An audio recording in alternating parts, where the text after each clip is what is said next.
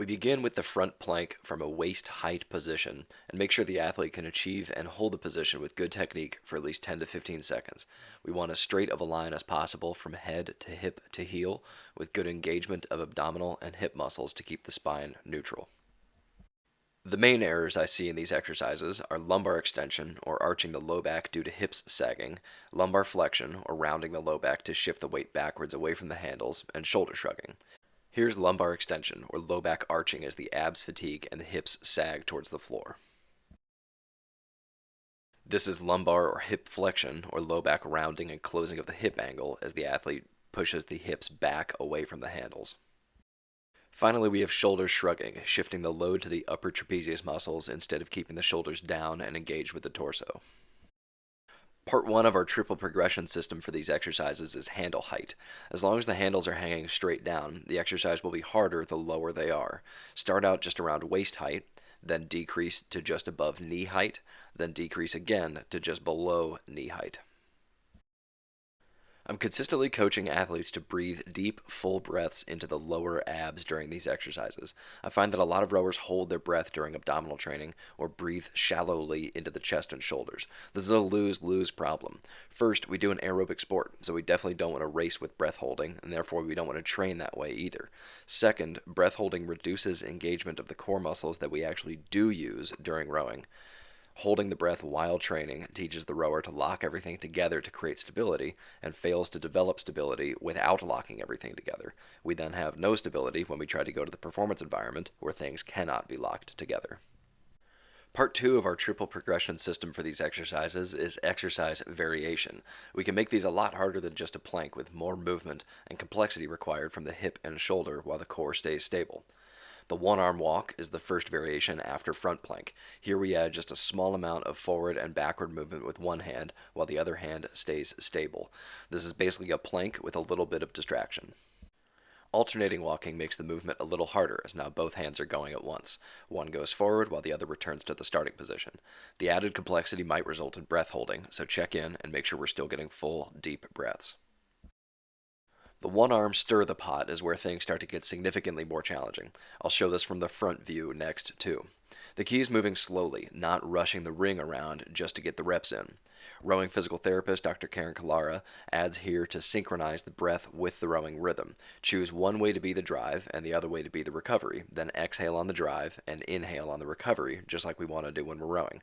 I'm rotating clockwise, then counterclockwise, so clockwise might be the drive and counterclockwise might be the recovery.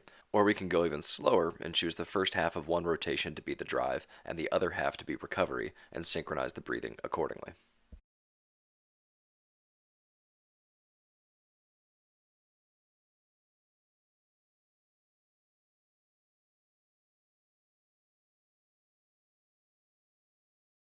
In the one ring fallout, we use both arms on one ring and get a decent amount of shoulder motion into this variation.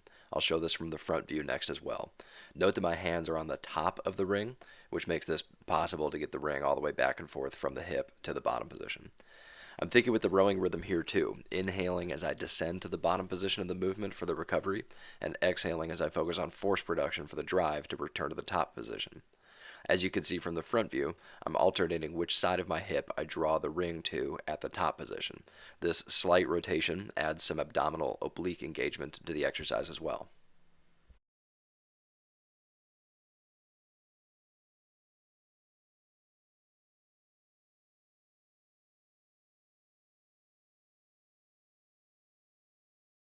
The two ring fallout is significantly harder than the one ring fallout because now both arms are independent and unstable in the rings.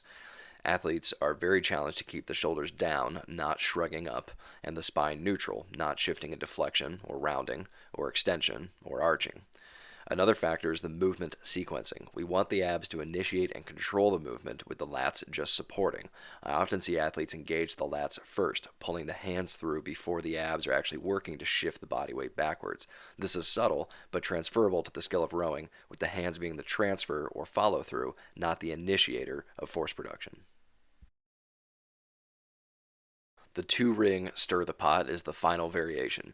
They're close, but I think this one properly performed is harder than the two ring fallout.